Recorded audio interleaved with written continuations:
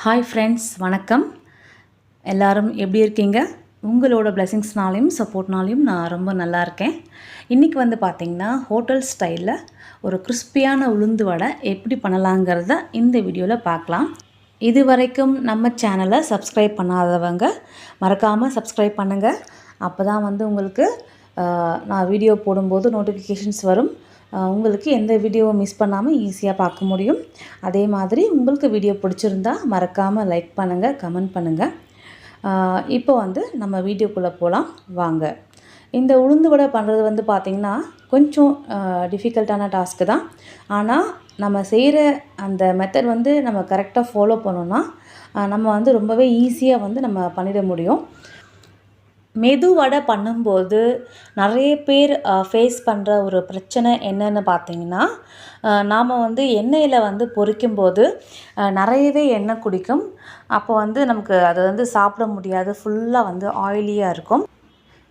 நான் இப்போ சொல்ல போகிற டிப்ஸ் எல்லாத்தையும் நீங்கள் கரெக்டாக ஃபாலோ பண்ணுங்கள்.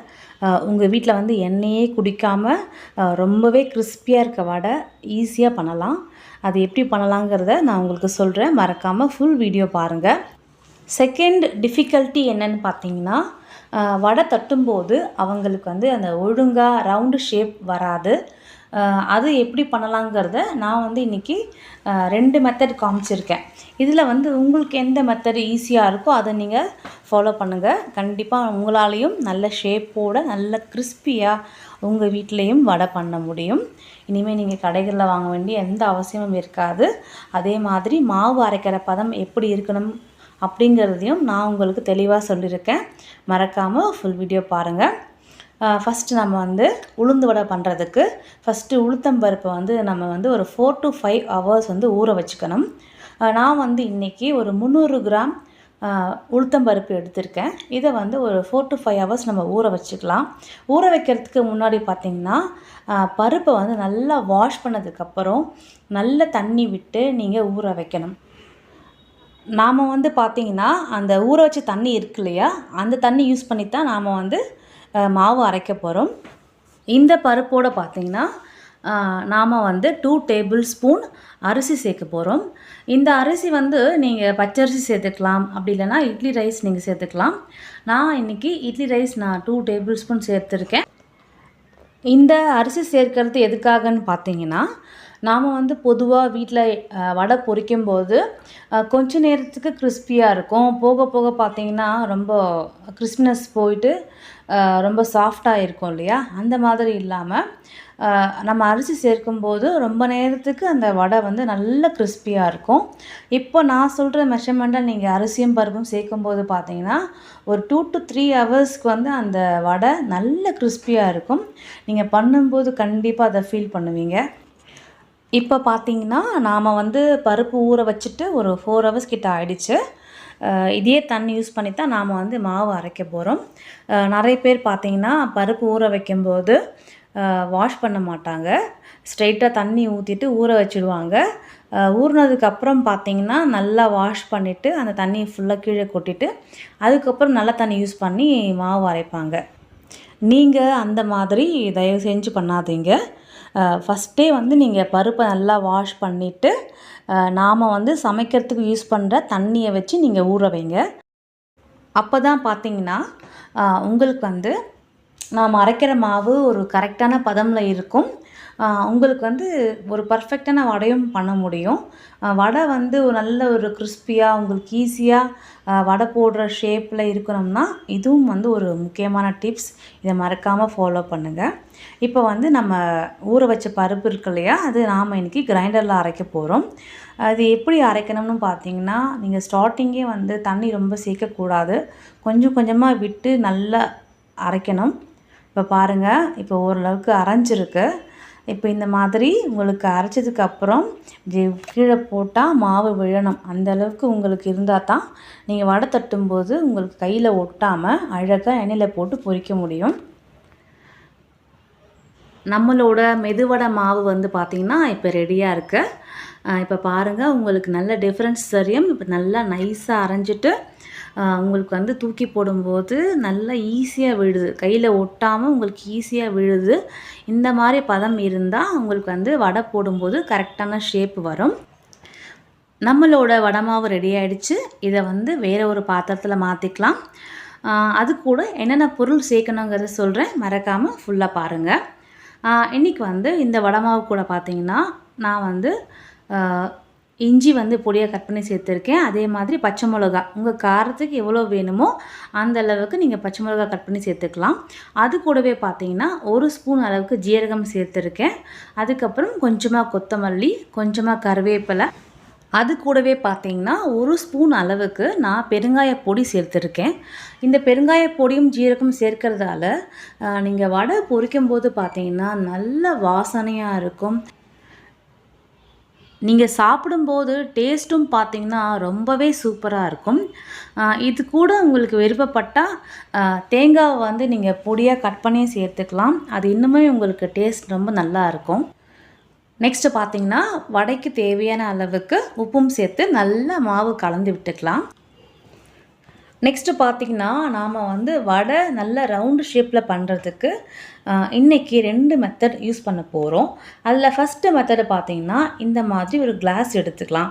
அதில் வந்து நம்ம வீட்டில் திங்ஸ் வாங்கும்போது, அப்படி இல்லைனா எண்ணெய் வாங்கும்போது நிறைய கவர்ஸ் கிடைக்கும் இல்லையா, அந்த கவர் எடுத்துகிட்டு இந்த மாதிரி அந்த கிளாஸை ஃபுல்லாக கவர் பண்ணிக்கலாம்.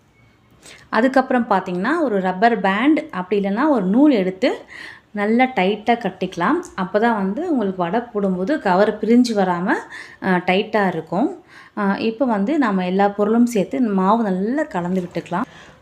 நெக்ஸ்ட்டு பார்த்திங்கன்னா நாம் வந்து வடைக்கு தேவையான எல்லா பொருளும் சேர்த்ததுக்கப்புறம் இந்த மாதிரி நல்லா மாவை நீங்கள் பீட் பண்ணணும். நீங்கள் எந்த அளவுக்கு பீட் பண்ணுறீங்களோ அந்தளவுக்கு வந்து வடை வெளியில் வந்து ரொம்ப கிறிஸ்பியாகவும் உள்ள நல்லா பஞ்சு மாதிரி சாஃப்டாகவும் சூப்பராக இருக்கும்.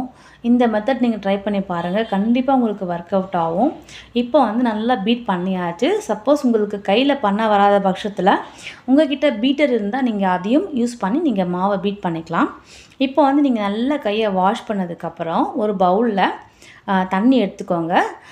ஒவ்வொரு முறையும் நீங்கள் வடை தட்டுறதுக்கு முன்னாடி இந்த தண்ணியில் கையை டிப் பண்ணதுக்கப்புறம் இதே மாதிரி மாவு எடுத்து, இப்போ பாருங்கள் நான் ஒரே கையால் தான் பண்ணிட்டுருக்கேன். ஒரே கையில் மாவு எடுத்து அதே கையில் நம்ம கட்டை விரல் இருக்கு இல்லையா, அதை வச்சு நம்ம ஓட்டை போட்டு இந்த மாதிரி சூடாக இருக்க எண்ணெயில் நம்ம பொரிக்கிறோம். பாருங்கள் எவ்வளவு ஈஸியாக வந்து உங்களுக்கு விழுது, கொஞ்சம் கூட கையில் ஒட்டாமல் அழகாக விழுது. நான் செகண்ட் டைம் காமிச்சிருக்கேன், நீங்கள் நல்லா பார்க்கலாம். இந்த மாதிரி கையை டிப் பண்ணதுக்கப்புறம் நம்ம ஒரே கையிலேயே நம்ம ஈஸியாக பண்ணிட்டுருக்கோம். உங்களுக்கு பார்க்கும்போது கிளியராக புரியும்னு நினைக்கிறேன். உளுந்து வடை ஷேப்பாக போடுறதுக்கு நீங்கள் வந்து இந்த ஃபஸ்ட்டு மெத்தட் நீங்கள் ட்ரை பண்ணி பார்க்கலாம். சப்போஸ் நீங்கள் ட்ரை பண்ணி பார்த்துட்டு உங்களுக்கு வராத பட்சத்தில் நான் வந்து உங்களுக்கு செகண்ட் மெத்தட் காமிக்கிறேன். இது வந்து உங்களுக்கு ரொம்பவே ஈஸியாக இருக்கும். செகண்ட் மெத்தட் நாம் ட்ரை பண்ணுறதுக்கு நாம் வந்து ஏற்கனவே ஒரு கிளாஸ் எடுத்து ஒரு கவர் பண்ணி வச்சுருக்கோம் இல்லையா, அந்த கிளாஸ் எடுத்துக்கலாம். அந்த கவர் மேலே நீங்கள் கொஞ்சமாக எண்ணெயோ அப்படி இல்லைனா கொஞ்சமாக தண்ணியோ நீங்கள் ஃபஸ்ட்டு நீங்கள் அப்ளை பண்ணி வச்சுடுங்க. அதுக்கப்புறம் உங்களுக்கு வடை எந்த சைஸில் வேணுமோ அந்த சைஸில் மாவு கொஞ்சமாக எடுத்து இப்போ நான் வீடியோவில் காமிக்கிறேன் பாருங்கள், அதே மாதிரி நீங்கள் அப்ளை பண்ணிவிட்டு அதுக்கப்புறம் பார்த்திங்கன்னா உங்களுக்கு வந்து எந்த சைஸில் வடை வேணுமோ அந்த அளவுக்கு நீங்கள் கொஞ்சமாக மாவு எடுத்து நீங்கள் வடை தட்டினீங்கன்னா ரொம்பவே ஈஸியாக உங்களுக்கு வடை பண்ண முடியும். ஆனால் ஃபஸ்ட்டு மெத்தட் வந்து உங்களுக்கு ரொம்பவே ஈஸி. ஒரு 2 டைம்ஸ் நீங்கள் ட்ரை பண்ணிங்கன்னா அதுக்கப்புறம் நீங்கள் அந்த மெத்தட் தான் நீங்கள் ஃபாலோ பண்ணுவீங்க. அது ரொம்பவே உங்களுக்கு ஈஸியாக இருக்கும். இப்போ பாருங்கள், நாம் வந்து ஒரே கையாலேயே நம்ம அழகாக வடை ஷேப்பாக தட்டி போட்டிருக்கோம்.